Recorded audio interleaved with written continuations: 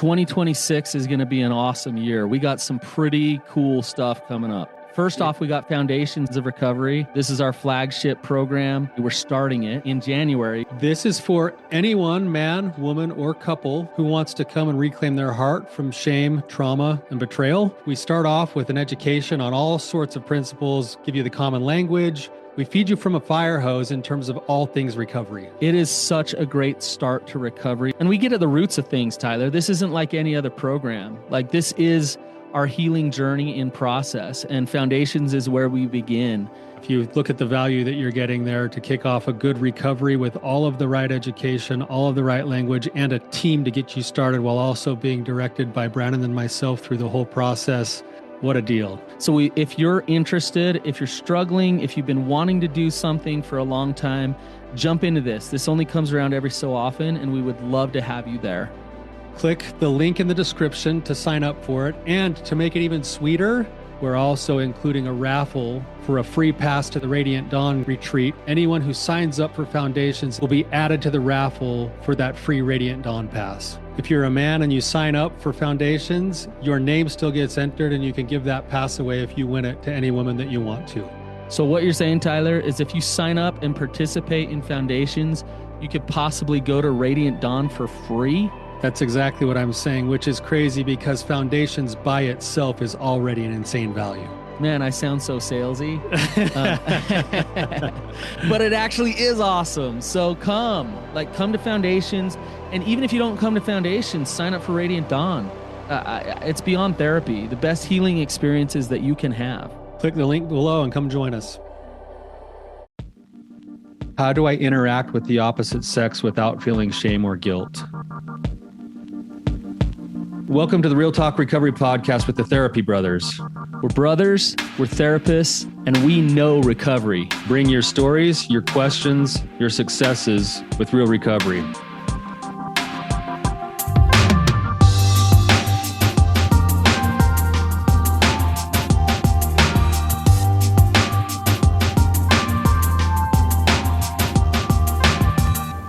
What's up, Tyler? Brannon, you are back, man. It's so good to have you back. It's good to be back. It was good to go to the motherland and check out London and stuff. It was awesome. The motherland. I think the one clip that I saw that you sent was you doing the Wim Hof method in some type of Irish spring with like totally like nothing but your birthday suit on. Dude, it was the middle of the day on St. Patrick's Day in Ireland with this raging like river like this. And it was cold. Like it was cold. It was, and I was like, how can I not get in this river? I just got to do it. And what was crazy is that as I'm sitting in the river, I look across the river and there's this wild, like white goat, like perched up on a rock, just like looking up to heaven. And I was like, dude, I was meant to do this. I had to do it. You know what's so funny about that too is like St. Patrick's Day, like that's some special thing for us, but that's not really even our roots. We're not Irish at all. You're Greek. We're not Irish at all. Although I'd love to claim I'm Irish after going to Ireland. Yeah, sounds like you had an awesome time, man. It was good times. It was good times. So it's good to be back. It was good to get back and go to dinner at your house last night, and your wife just put on a spread. So did you. I'm still recovering from that meal. So thank you for that. I am too, man. And I'm so glad you came up. It was really good to see the whole family and have you guys come our way. So it was nice. Yeah. Well, we got an old friend with us here today. So Chase, welcome back to the show. Hey, thanks, Brandon. Thanks, Tyler. I'm really happy to be here. I can't get over the goat. No, so I know I get weird here. There's actually two goats. I look down, there's a pure black goat, and then I look down, there's a pure white goat, and I'm like, the polarities, what's the symbolism and all of that? I don't know. And I'm sitting naked in a river in Ireland. But anyways, we could talk about this all day. But I don't think that goat was looking up to heven. I think the goat was looking at you and they were just like, oh, shoot. Like, yeah, they're like, what's that weird dude doing in the river? The goats were doing the 3-second rule. Yeah. Okay. Well, Chase, welcome back. It's good to have you. I want to dive into your question and not talk about Ireland and goats and me naked in a river all day. So just tell us a little bit what's been going on and get into your question. Yeah. So since I was on last, I've just been really working on recovery and getting my mind right, getting in the right space, learning how to reintegrate myself back into life. I feel like a lot of my story was like getting in recovery and then just severing myself from everything in life, you know, from the 48% of the world, the women in the world, from like everything, and just learning how to be a human with a heart and how to feel and empathize and not be an addict and work my way again, just into being a human and being able to function on a regular basis with pure intent and pure values. And as I've been doing that, a place that I really get caught up in is interacting with women. I don't feel like I can talk with a woman, even at work, with work-related stuff, and not feel some shame and guilt for even the appearance of connection or vulnerability. And it's really stumping me on how I can talk with women, because I just can't cut half the world out. Right. Unless you guys say it's okay, then I'm like all for it. But that's the last thing I'm going to say. Okay, good. What's the fear? What's the problem? Like, what goes through your head? Part of it is my fear of like my intent, right? Like, is my intent going into the conversation? Because part of it, my heart is still like working its way out of being an addict, right? You know, I was an addict for 18 years. I've only been at this for 2 years. I understand it just takes time, but like there are times that like attractive people come into my work or in life, and I'm talking to them and I can tell that like part of me wants to talk to them because I'm a person who loves to connect, right? I'm an extrovert. Part of me also wants to connect because my heart's not in the right place. And sometimes there's shame there and sometimes there's not. And it's really hit and miss. It's really weird, but like I'm really working on getting intent in the right place. I don't know what the next steps are. When you say your heart's not in the right place, what do you mean? Well, it's, you know, there will be a situation where like a client will come in and I'll be like, you know, they're really attractive and I want to connect with them. Like I want to get to know them. Or a lot of times I work with a lot of like mental health, not like you guys, you know, I'm not a therapist, but people will come in and they're seeking relief and I'll be like, hey, you know, what's going on in your life? What do you need help with? And they'll just like pour their heart and their soul out to me. And I'll want to I'll feel all of that emotion, that vulnerability, and I'll just want to like encourage them and be like, you know what, you really are strong. You really are amazing. Like you're doing great work. And I feel a lot of shame for creating that connection there. For enjoying that connection, is that? It's partly enjoying the connection. It's partly wanting to create that connection. So there's like a level of trust. So they trust me. And I'm appreciative that they're willing to be open and vulnerable with me. Yeah. What's wrong with that? You know, I think it just doesn't feel right in my soul. I can see it, but you're not saying it, right? So like, I'm asking you questions to kind of, this would be my guess, Chase, is you feel like it's wrong with it because you're, you know, in some ways being unfaithful. You're acting out in some ways. You're, you know, because as I'm asking you this, you're saying like, I just have a good heart that wants to build trust and safety with people, to help them. I want them to be able to release some things and feel better about them. What's wrong with that? What's wrong with that on a surface level, right? On a surface level, you're right. There's nothing wrong with that, because I think we need more people like that in this world, you know, who love and want to love and let love. But I think Chase, you're gifted at that. You're really good at that. And I think there's a fear that like, I don't want to be anywhere near who I used to be. And I don't want anyone to perceive me as someone who's willing to go beyond just that base level connection with anyone. And there's a lot of fear of like slipping back into my addiction. There's a lot of fear of losing my wife. There's a lot of fear of getting it wrong and messing up the business and like end up like, under the right circumstances, any man will fail, but like having that failing moment also be with a person who like reports us and our business gets shut down. And there, I mean, there's so many fears, but the ultimate fear is becoming who I was again, or, reverting back to who I was and losing my wife. And I don't even want to take a step in a direction that could even make that a possibility. Okay. Chase, there's, I think this is a good question because I wonder if there's elements of a lot of different layers that all have a little piece of truth to them, and it makes it really hard to make it a black or white answer. Gotcha. What I mean by that is like, and you started laying this out, and I just was writing some notes while you were talking.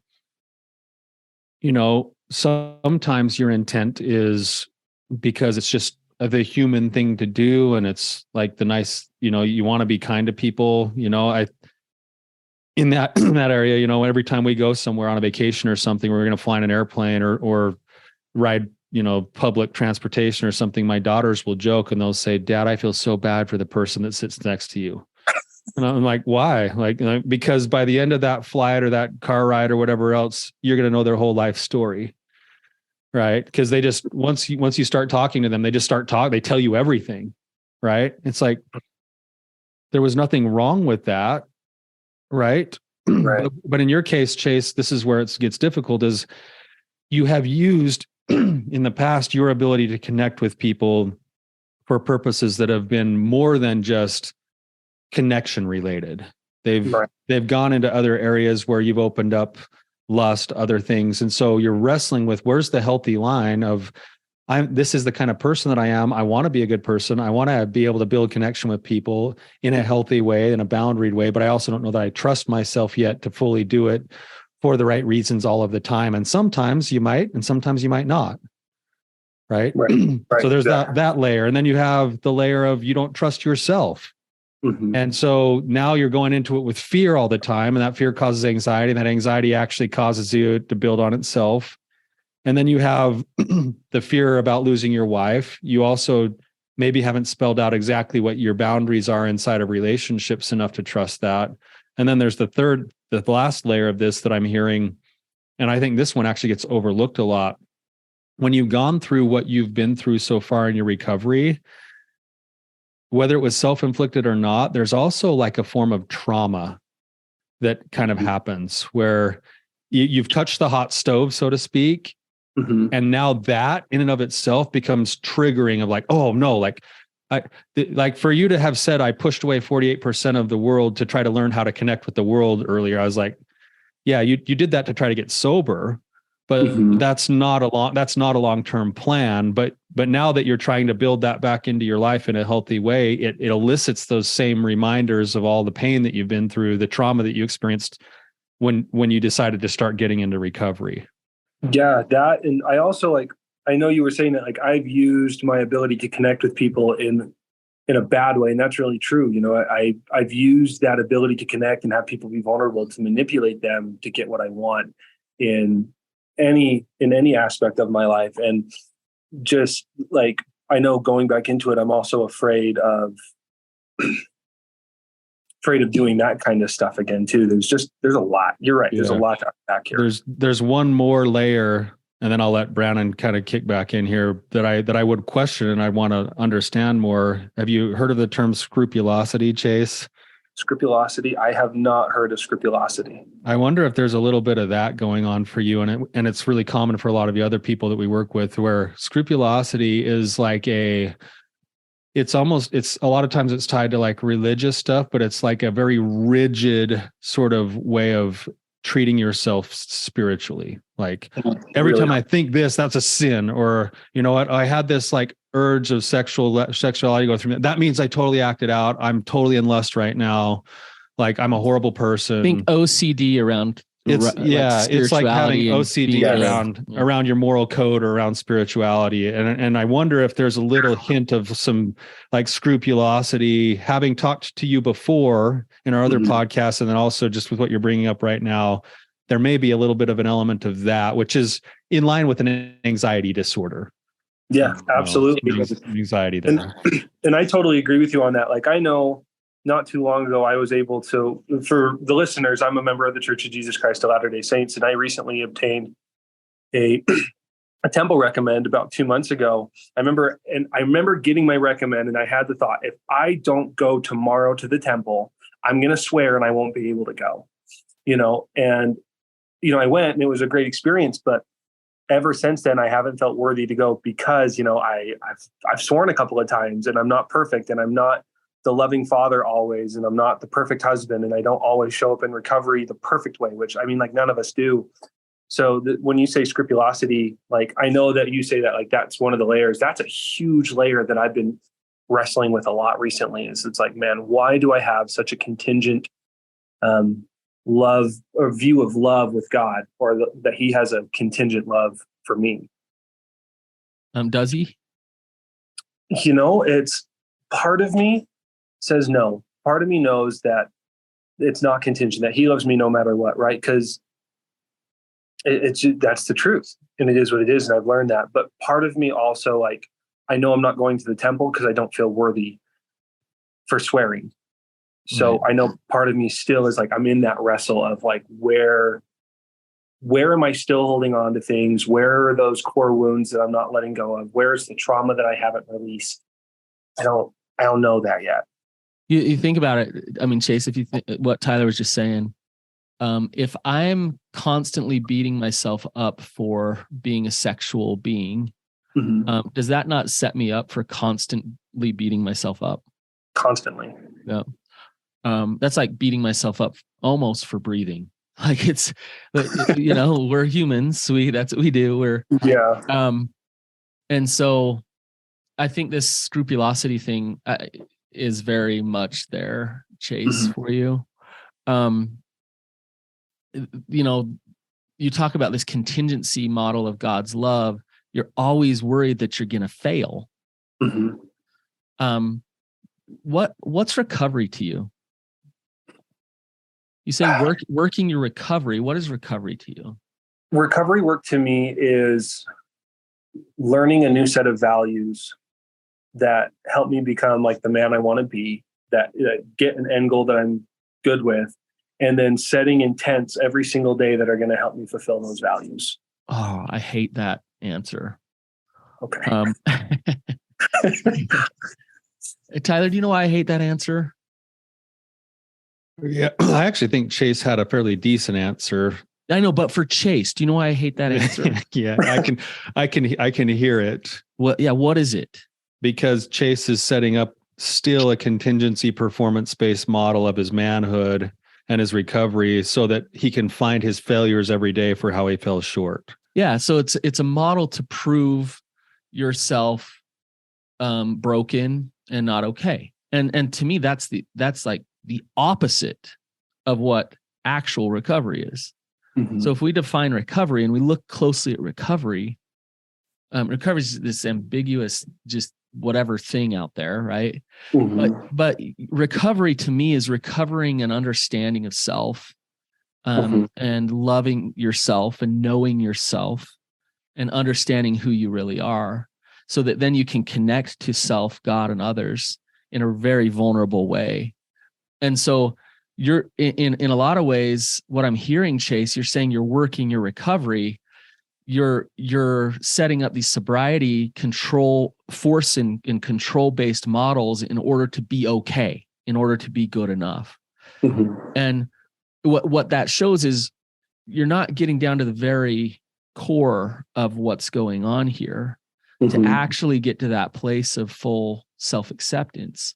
It's mm-hmm. a really scary line. What Tyler? Go ahead. I just want to add to what you're saying, Brannon, because this is just hitting me this way as you're talking. Chase's definition of recovery, I think, was pretty good, but he's giving the definition of recovery with a backstory of fixed mindset. Yeah. Instead of giving that definition with a backstory of growth mindset. And so he could change that, what he said about his values and stuff. He's like, I'm on a pursuit to live the values that are deep within my heart that I'm starting to uncover, and I'm unfolding this journey as I go. That's much different than I'm going to set a bunch of values and then I'm going to figure out how I fell short every day. And then I'm going to hold myself accountable. Right. Like right. There's like this compulsion in the fixed mindset that doesn't allow for the process, for the movement, for the growth.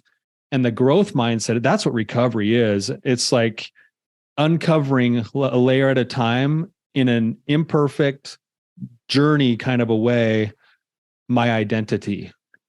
Mm-hmm. And then living from that place of what I've found until I uncover the next piece of my identity. And yeah, go ahead, Brannon. But Tyler, like, and Chase, I want you to respond to this. Okay. It's interesting what you said at the very beginning of our episode. Like, if you tell me that I can just like try to not like ever talk to the opposite sex, like, okay, that'd be great. That'd be wonderful. Right. Because what we're talking about, what Tyler's talking about, what I'm talking about of real recovery, it removes your element of control to the equation here. Mm-hmm. So when you have this scrupulosity, you're in control to determine whether or not you're okay or not. Mm-hmm. When you take that away, and there's no other way. When you take that away of just like, okay, I'm just gonna like step into faith here and hope that God actually truly does know me and love me. And my guess is there's some trauma there. And there's still some trauma working at you and some shame that says you're not okay unless you prove it. And so you've had life experiences at a maybe very young age that have said, unless you prove it, you're not okay. And so why would you surrender to a God that loves the imperfect Chase?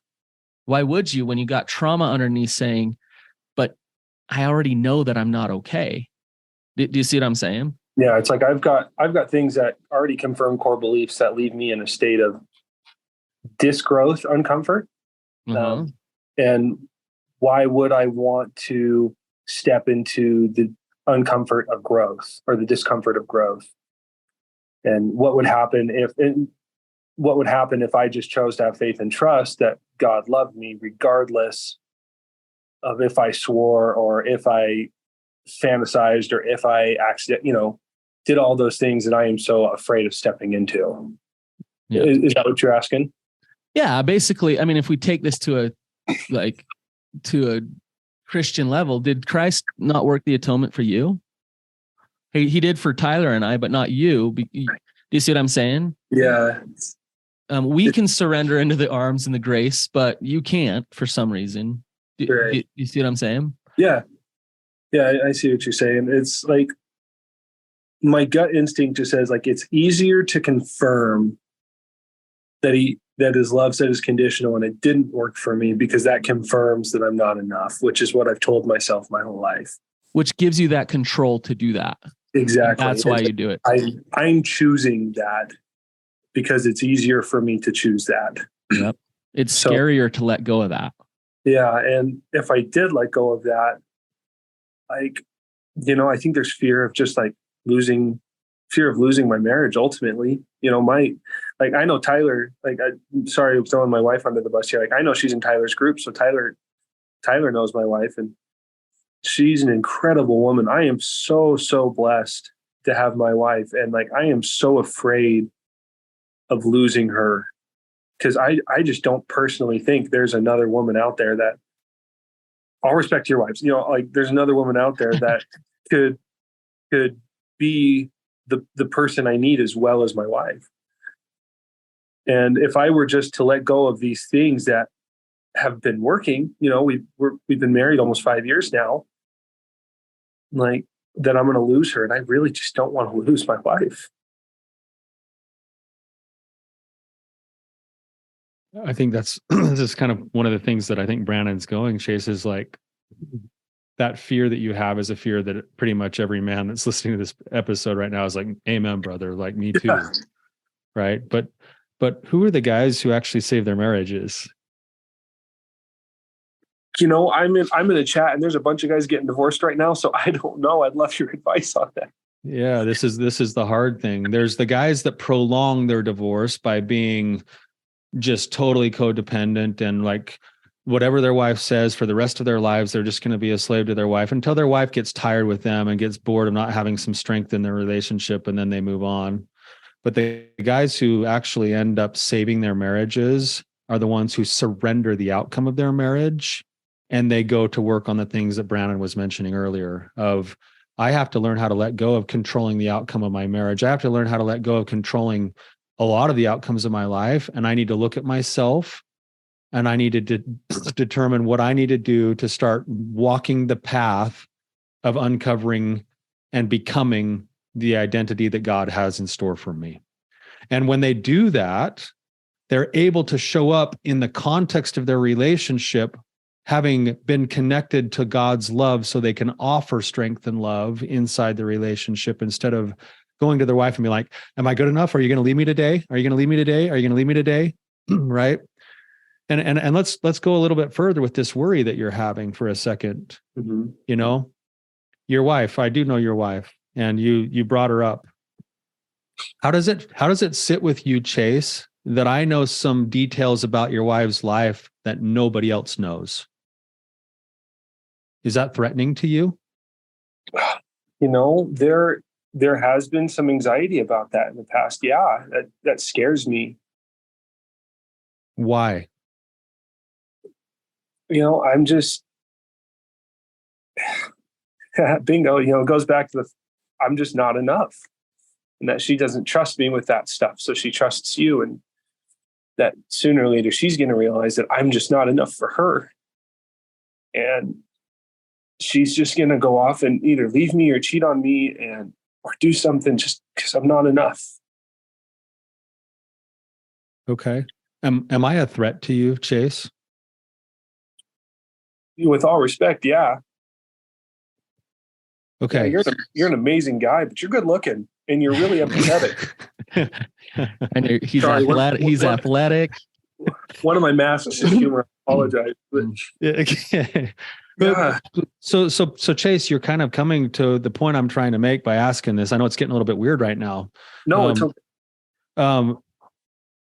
The fact that that's how you're viewing the world is an indicator of what your views of the world are, right? That I live in a profession where by nature I end up getting the details of people's lives, and it's entirely possible that I can misuse that. And heaven knows there's a lot of therapists who actually end up misusing it in ways that cause lots and lots of problems, right? Right.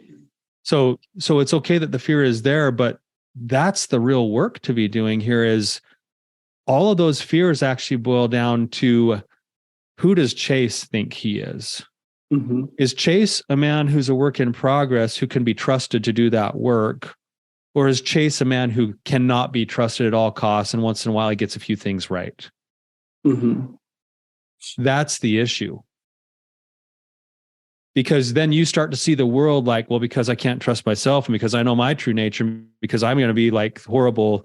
Now I can't trust that my wife's going to actually want to stay when she says she wants to stay. And I can't trust that her therapist is actually going to really be wanting to help her, because he could be pulling her away and like, whatever else. Like now all of a sudden the currency of the world is operating from the same place of, I don't trust myself. Mm-hmm. Like, and it's all about how you see yourself. Mm-hmm. Does that make sense? Yeah, it makes total sense. The song like Hope by NF is going through my head. Like, what a little bit of faith can't do if you don't believe in you. That specific line. And it's just like, man, I don't even know the process of starting to believe in myself. Like, because I've tried, a lot of different ways I've tried. And I just don't know how to start believing in myself fully and completely and continuously. Because, it's like I have those moments, like when we got done with the Rising Suns retreat, like, dude, I was the man. Right. And I'm sure that's how all the guys felt leaving the Rising Suns retreat. But slowly over time, just like I'm I've gotten back into those same things. So I try and do I try to do the 10-day, like a 10-day food fast where my whole intent was to grow mentally and spiritually. And I feel like I gained a lot there too. And then I've just kind of slowly I took 3 steps forward and now I'm 2.5, almost 3 steps back. And I just don't know what's going to allow me to take those steps forward. Where are you going? What's the expectation? The expectation, growth, it's like, I want to love myself enough that my wife can go out and work, or my wife can go to a meeting and not have me think she's just cheating on me.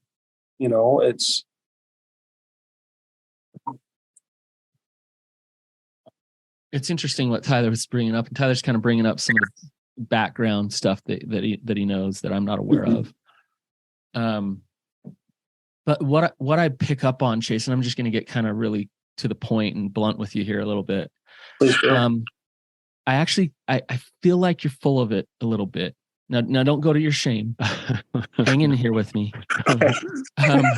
Because like we can talk to you and we can be like, dude, you got to let go. You got to surrender. And you're like, yeah, I know. Mm-hmm. And I feel like we'll get off this call today and you will have said good things today and you'll go right back to the scrupulosity, right back to the anxiety, because it's comfortable for you. And I don't want to go. No, I don't want to go back there. And you said, but I don't want to, but if I don't stay in it, I might lose my wife. And I'm telling you, Chase, if you do stay in it, you are more likely to lose your wife. And that's what Tyler was saying too. Like you're showing up as I'm unlovable in your relationship. So you're creating unlovability. So every time your wife goes out, you're freaking out because she's going to leave you. Mm-hmm. And does she feel safe? Does she feel, which then proves that you're unlovable and you're resonating in this fear in this relationship with her. And then you're coming on our show and saying, but guys, that's what's working to keep my relationship. Mm-hmm. Like that's how I'm keeping it. So I don't dare to actually believe the things that I felt at Rising Sun, to just like every day forgive myself, every day show up authentic and not self-rejecting myself, accepting my sexuality, applying the atonement to my life. So let's come back to your question, because what you said was, but I don't even know how to live a life of surrender. I don't know how to turn my will and my life over to the care of God, because I don't fully trust that God's there. I also don't trust myself. I don't even know how to do that. Mm-hmm. And I think we have some answers for you, Chase. Mm-hmm. But it's going to take actually doing a lot of the very opposite things of what you want to do. Okay. Tyler, do you want to start? I got some things. Yeah, I just maybe a different way of phrasing what you're saying, Brannon, and then we can kind of get into some more of this stuff. Is I'm looking at a guy like you, Chase, and you got a person. You're a person who has a lot of like just kind of built-in energy and passion, and you wake up every single day. And there's a couple of things at your disposal that only you get to decide what to do with them. And a lot of this is happening automatically right now, but you'll get a limited amount of time and a limited amount of emotional energy every single day. And you can either choose to put that time and energy into the things that you continually default back into, namely your scrupulosity, namely your fear, namely your lack of trust in people and yourself and God and everyone else. And you can choose to use that time and that energy towards that end. Mm-hmm. Or you can wake up today and you can choose to put that time and energy towards the cultivation, not because you have to or because you'll be good enough, the cultivation of that pathway of recovery that Brannon outlined earlier. Right. And so I can wake up and go, you know what? I'm going to surrender my wife today. She may leave me. She may not. I'm going to surrender whether or not like I decide fully in my scrupulosity whether or not I go to the temple today because I said a swear word yesterday, which, by the way, if I understand right, that's not even one of the precursors to going into the temple. That's Chase's standards. That's Chase's rigid standard. Yeah. You could drop the F-bomb today, and I think I have. think you could probably still. I have.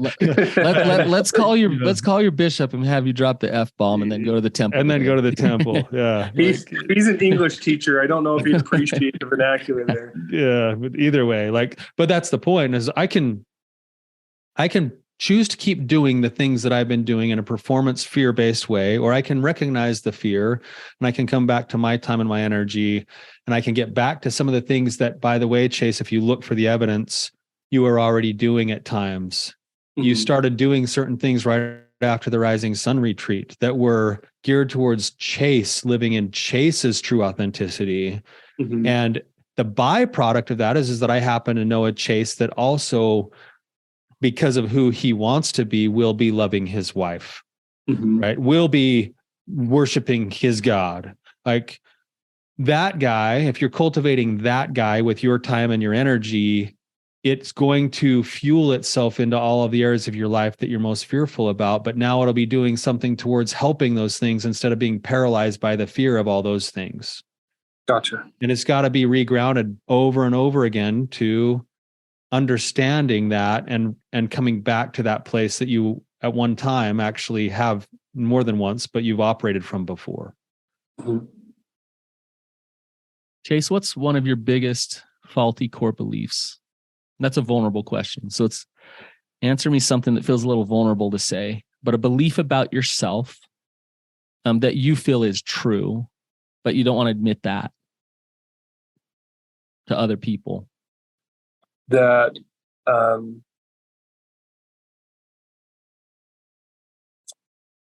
that I've got a small penis and I can't last long in bed. Okay. So, and what does that mean about you? Like if you get even underneath that.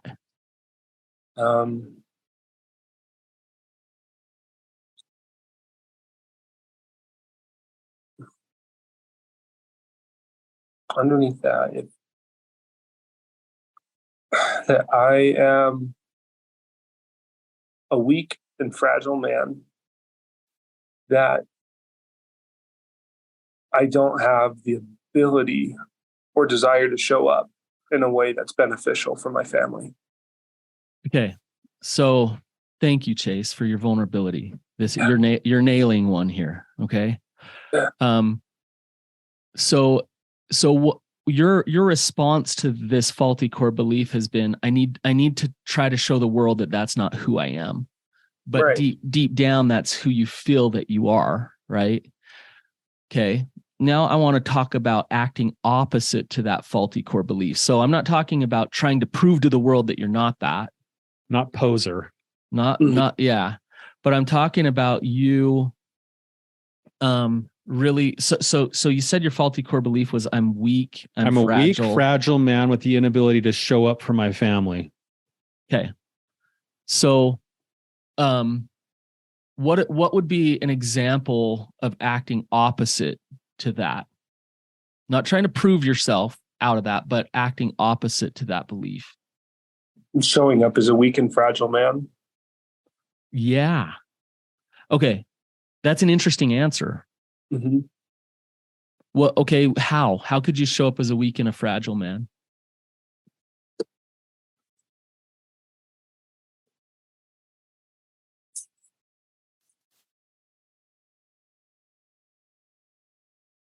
I'm having a hard time with this one. I've spent so long trying to prove to the world that I'm a big, tough, bad, like smoking meats, riding motorcycles, growing beards, fighting, like anything I could to be tough. Proving that I'm tough. It's just, doing the opposite of that, I guess. Drive a Prius. Eat kale. How about just without having to get the Prius and stuff? How about just getting really good at owning your weakness? Like, and instead of having it so underground, mm-hmm. So and I don't mean like self-deprecation. That's not what I'm talking about. But it's like, you know what? At Tyler's last night, I've been on trying to lose weight and be healthy, and I had a boatload of ice cream. And you know why I did, Chase? Because I'm weak. Mm-hmm. Because I'm weak. I broke down. I couldn't help. I was just indulging. Mm-hmm. And that's kind of easy for me to say because that's not really one of my faulty core beliefs. I have mine, but so that's easy for me to own that weakness, right? Mm-hmm. But for you to own some of those weaknesses, especially when it sounds like, and I'm just picking up on this, something with your relationship, there's a jealousy and a fear there. Mm-hmm. So to own your weaknesses with your wife, not in a tattletale on yourself way, but like just be more authentic in your weaknesses might be really good for you. What do you think about that? I think it could. I know there's been a few times recently where I've just told my wife, I'm like, I am a jealous man. Like, oh my hell, I am a jealous man. Mm-hmm. Like I've heard like a guy's voice on her phone. I was like, hey, who do I get a throat punch today? I am a jealous guy. Yeah. And I think it is like I listen to you and I think like, man, if I could just own that I was a jealous asshole and that's something I really struggle with, like it almost just makes me feel light. Mm-hmm. Mm-hmm. Instead of trying to act like you're not, just right. own that you are. Yeah. I would maybe just tailor that a little bit more, Chase, because this is where I think Brannon's going with you too, is you don't need to own it from a self-judgmental place and a horrible place of like, I'm a horrible asshole, but it's more of like coming to the place of reality so that you can stop posturing and you can actually look at it from reality, but with a place of compassion for self, like, oh, like I feel weak, fragile. I'm afraid of my ability to show up.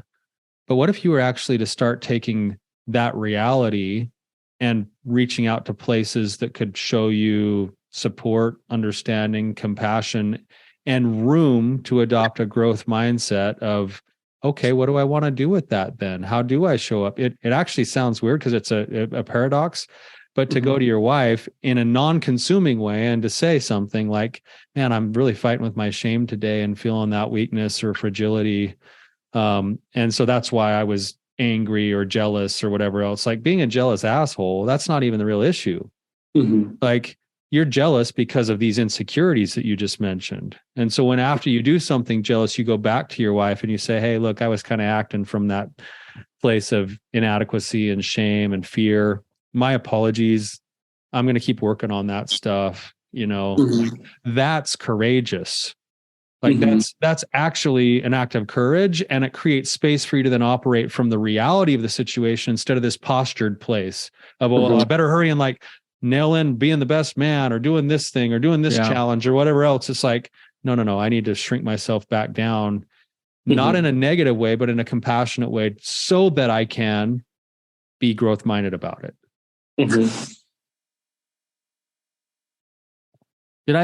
Chase, did I tell you the story? Have you heard the story about my faulty core belief, my shame, and my my shame? I was kind of the I was the family failure, and I was the dumb one in the family. So yeah, so I was the one. I was telling my daughter yesterday. She's like, "What was your GPA in high school?" And I was like, "Oh, it's like a 2.8." And she's like, "What? A 2.8?" And I'm like, and I worked really hard to prove that true. Like I really tried to show up as the mediocre dumb one in my family, because that's what I just started to take on and believe. A couple things happened. I can trace it back to some experiences in my life where it's like, oh, I can see where that comes from. I know exactly where I started to believe that and take that on, and then develop this whole story in my mind. And I remember, Tyler, he didn't help because he's I was the wound. Yeah. I was the source of Brannon's wounds. Well, I was smack dab in the middle of two brothers that were really sharp, really smart, really talented, really athletic. And I was smack dab in between them, and I was trying to make my way. And I realized, hey, my easiest play here is to be the wallflower and to shut up and to just try to get by. Right. And And so I was shy. I was quiet. I never spoke up because I thought if I speak up, it'll be dumb. And I got put in a situation where I was learning a language on my mission. And it's brutal to learn a language. When you got that faulty core belief of I'm dumb, and you have people laughing in your face, and you have a companion who's thriving with the language and just doing awesome, it's brutal. And where I went, they would like laughing at you. It was like fun to just mock you and laugh at you. And I was at a breaking point of like, I don't know if I can do this, because every day I'm showing up and I'm just being, it's true. I'm the idiot. Like I can't do this. And I had a break, and I thought three things. I thought, I'm going to do these three things because I'm in this situation. I can quit. I can really do what I've always done, which is shy away and hide. But I'm going to try something different. And so I decided I'm going to choose to believe in myself. Like as much as they laugh at me, like I'm going to choose to believe in myself that I can figure this out. And I'm going to learn 5 words a day. Like that's all I'm going to do, 5 words a day. I'm going to believe in myself. I'm going to do my best. That was the second thing. Like all I can do is my best. My companion might be thriving, whatever. I'm going to go out there every day and speak up. Even when I know I'm going to get laughed at, I'm going to speak up. I'm just going to do it. So I'm going to do my best. I'm going to believe in myself. And the last one is I'm going to have fun doing it. Like I'm going to laugh at myself.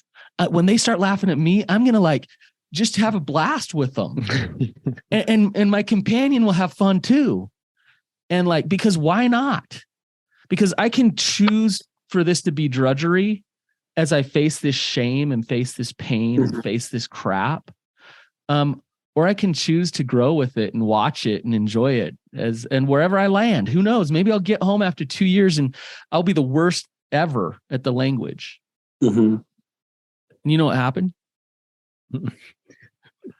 I'm assuming you speak the language. Yeah, I speak the language really well. But that's beside the point. The language was the secondary gift that I got from putting myself out there every day, dealing with this shame every day. You know what was the greater gift? The belief in yourself. That's why I'm here today, Chase. That's why I'm talking to you right now, is because I sat there every day and dealt with my shame every day until I experienced something different. I had to do it again and again. And it was brutal, but I had to do it again and again until I was like, oh my gosh, that's not true. That's not who I am. And then I got home and started getting 4.0s in grad school. And like, I was like, oh shoot, I'm smart. Dang it. What do you know? I played small bro my whole life. Yeah, that's the role. That's the role that I was comfortable with and wanted. So I'm telling you this story, Chase, because it's an example that you can change these narratives. You don't have to live in this space of, every time you have sex, you don't last very long or whatever. It's like, oh, there it is.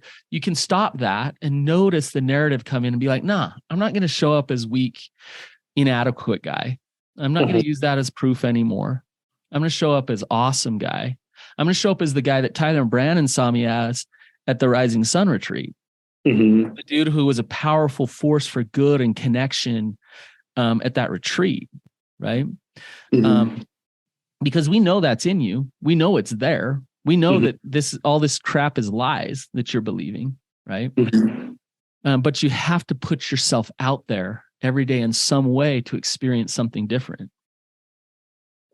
In a different way than the way you've been doing it. And that's where the pinch point for you comes in, Chase, is that you could turn around and go out and actively be good enough by doing this next thing, this next challenge. That's not what Brannon's saying. Brannon's saying you're gonna show up with strength when you don't last very long in sex with your wife, and afterwards it's sort of like, oh, I suck, I'm horrible. Be like, yeah, like I'm still growing here. I'm going to figure this out. I'm going to take the next challenge. Can't wait for next time. I'm going to initiate sex in 2 days. Like I'm not being scared of it. I'm going to pursue my wife because I love my wife. Like that's the kind of courage, not the poser posturing stuff that's has a tendency to get in your way and push you into scrupulosity in other places.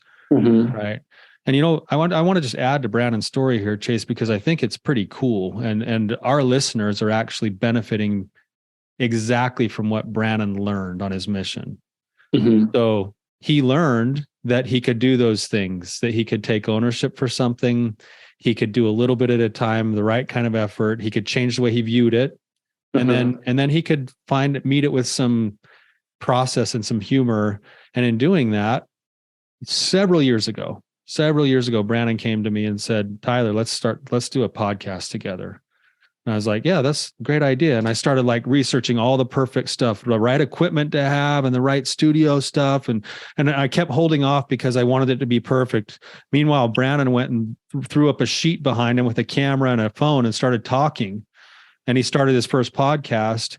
And 2.5 years afterwards, he's called me up and like, hey, do you want to do a podcast? I'm like, yeah, I'm getting everything ready. Meanwhile, he's got this other podcast that's got thousands of listeners that he's helping people in the world, all because he learned to adopt that as a result of how he faced his shame.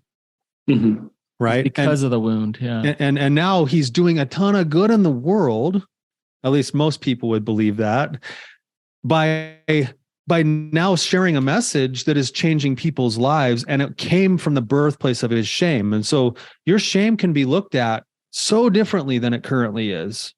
Your shame is the fertilizer of some of your life meaning and purpose, if you'll allow it to be that, instead of allow it to be the definition of your death sentence of being a horrible person. Right? That's it, Chase. Yeah. Meet the shame with curiosity, compassion, and then take action, instead of meeting the shame with like conclusion. That's the work. So I know we're kind of like way off what your original question was, Chase, but I actually think it has roots all the way back to that original question.